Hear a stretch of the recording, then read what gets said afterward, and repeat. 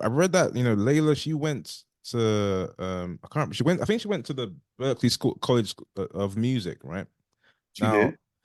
now a lot of the most talented producers, the most talented musicians, they don't have an academic background in music. So clearly that hasn't held them back and in producing good music and getting to where they need to get to.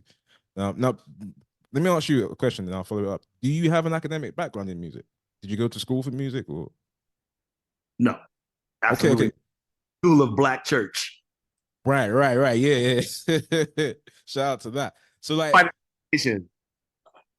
if you did go to, if you say, what impact do you think that would have had if you had an academic background in music? Do you think it would have had a positive impact in your career, or no difference at all? What do you think? I think if any type of schooling, I remember Donnie Hathaway said in an interview, any type of instructive and curriculum that can expand your gift is good. I know that's true. I just, I've always wanted to play like Herbie and know all the theory and do all that stuff that, Robert Glasper and those guys do. But I think there's something to be said for when you don't have those skills and you Hmm. have to create out of another space that's nowhere near in that world of knowledge where you know all the things. You kind of create from a different place, and that's more instinctive, and that's its own thing. So while I'll never play like Herbie Hancock and those kind of players, the way I put things together is because I don't have those skills. That's interesting. Timberland does as a beat maker. Like he may not be like a schooled musician, but he's coming from a whole nother internal place of his rhythms, and what he hears is its own thing. So I kind of appreciate that. I really appreciate that. Thank you. It took me a minute for me to appreciate that about myself because I was always so hard on myself about not being able to do those things or having those tools, right? Oh, But really? yeah. I always wanted to play Even like that. even despite the success you had, you still felt that way. Because all I've ever wanted to be was a Patrice Rushen or a Herbie Hancock or as far as because that's the epitome of keys. When you're doing these keys and these chords and these structures, it's like you want to be the best. You want to be the thing that you think of as the best. You know what? So Patrice Rushen is up there with Herbie Hancock and those people in my mind. But I had to learn that there's something to be said for what my contribution and how I hear chords and my voicings, which lends itself to my vocal arrangements. All those things are important in their own way without that huge knowledge of all those other the theory. You know what I'm saying? It becomes its own Mm. thing when you don't know. In other words, okay, give you an example.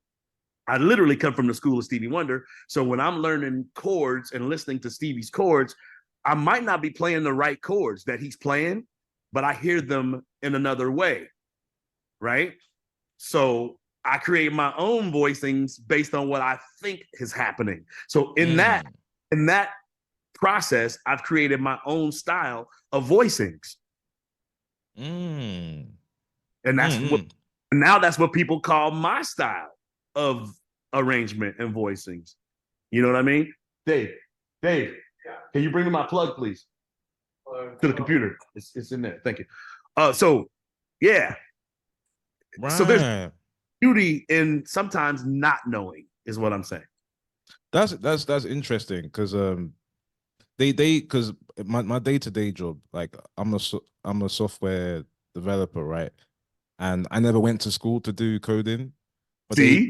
Oh, but people tell, but I've been told in the industry that the fact I didn't go to university to study that, I studied something else, study that, it kind of gave me like an edge on Ed someone. Yeah. So had to create it in your own way. yeah. Yep. Yep. You Yeah. nailed it.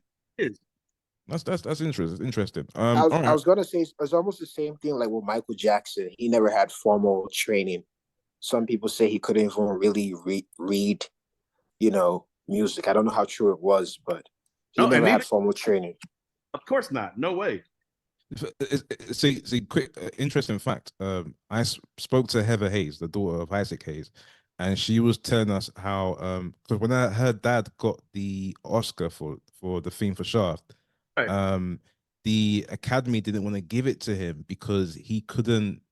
It's either he couldn't write the sheet music or he couldn't read the sheet music. Right? Yeah. And Quincy Jones had to campaign on his behalf that no, he still did the music, and we all know what Icon Isaac Hayes is. So, no, this is that exact example of what I'm talking about. And same thing with Barry White.